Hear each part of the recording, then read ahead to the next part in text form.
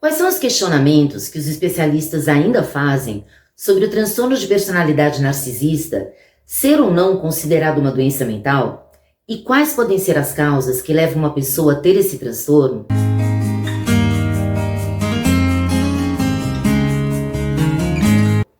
Olá a todas, sobreviventes de mães narcisistas. Eu me chamo Silvana Franco e sou psicoterapeuta. Uma das razões pelas quais os transtornos de personalidade são tão desafiadores pode ser o fato de que características da nossa personalidade, como, por exemplo, o próprio narcisismo, parecem ser inatas para se encaixarem na categoria de doenças mentais. Existe o narcisismo saudável, que é importante fazer parte da personalidade de todos nós. É um traço positivo que gera uma boa autoestima e autoconfiança.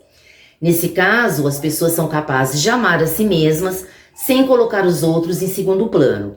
E também são capazes de aceitar seus próprios defeitos. A depressão ou a ansiedade generalizada, por exemplo, são consideradas doenças mentais e elas não têm obrigatoriamente de nos definir, mas a nossa personalidade pode fazê-lo. Para serem consideradas patológicas, as tendências narcisistas devem alterar o funcionamento da pessoa de um modo efetivo e doloroso. Um verdadeiro narcisista, ele é somente ego, ele apenas consegue ver a si próprio, mas é uma visão opaca. Como na frase, o narcisista vive como se estivesse rodeado de espelhos, mas ele não gosta do que vê. O espectro narcisista, como os demais transtornos de personalidade, ele é identificado ao longo de um contínuo, que vai de normal benigno, que seria a baixa intensidade, a patológico maligno, que é a alta intensidade. Quanto mais traços narcisistas, maior a proximidade do extremo patológico. Essas características podem estar presentes em diferentes medidas e elas variam de pessoa para pessoa. O transtorno de personalidade narcisista pertence a uma categoria de distúrbios de personalidade que foi pela primeira vez definido em 1980. É considerado uma patologia inscrito na 5ª edição do Manual de Diagnóstico e Estatística de Distúrbios Mentais, o DSM. Na aba comunidade do canal, vocês encontram os tópicos do DSM sobre o transtorno. Essas categorias, elas estão sujeitas a controvérsia desde o início.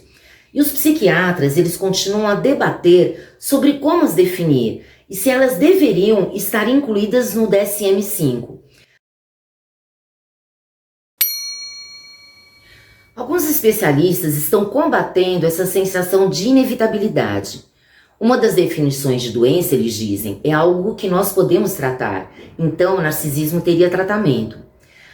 Pela minha vivência com a minha mãe de 84 anos, eu questiono muito sobre um tratamento eficaz desse transtorno, já que esse perfil tende a não ter consciência nenhuma de que o possui. Isso impossibilita, pelo menos a meu ver, a pessoa ter disponibilidade para, por exemplo, fazer uma psicoterapia e tomar alguma medicação. Para esses especialistas, a psicoterapia, especialmente em conjugação com medicamentos, pode aliviar o mais alto grau do transtorno e favorecer aos doentes traços mais moderados do espectro narcisista. Alguns estudos sugeriram que pode haver um componente genético no desenvolvimento do transtorno, embora os pesquisadores ainda não tenham conseguido identificar os genes responsáveis. Os fatores ambientais e psicológicos evidenciam experiências emocionais e relacionais negativas durante a infância. Às vezes o que prevalece é um padrão de falta. Faltava afeto, acolhimento, atenção, incentivo. Em outros casos, o que prevalece é um padrão de excesso. Os pais, ou um deles, foram longe demais na satisfação das necessidades da criança. Eu vou me referir a ambos, pai e mãe nesse contexto, mas pode ser que somente um deles apresente essas características na relação com seus filhos. O abuso psicológico, físico e sexual e a negligência são causas bem complexas do narcisismo. Eles geraram um trauma na criança. O abuso, inclusive em qualquer nível, já pode ser entendido como algo impactante na vida de qualquer pessoa. O traço narcisista funciona como um mecanismo de compensação e de defesa. Cria-se uma ideia de que eu nunca mais serei vítima de mais ninguém. Por isso, a autoimagem passa a ser inflada.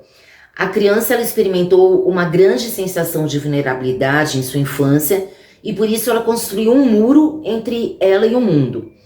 A principal consequência é uma profunda dificuldade de experimentar a empatia. O que acontece nesses casos é que o narcisismo atua como uma armadura. Além disso, uma pessoa extremamente vulnerável se esconde dentro dessa armadura. É por isso que é comum que esse tipo de pessoa sinta um verdadeiro pavor da rejeição dos outros, ou que tenha um intenso sentimento de vergonha. A inconsistência dos pais é outra das causas do narcisismo.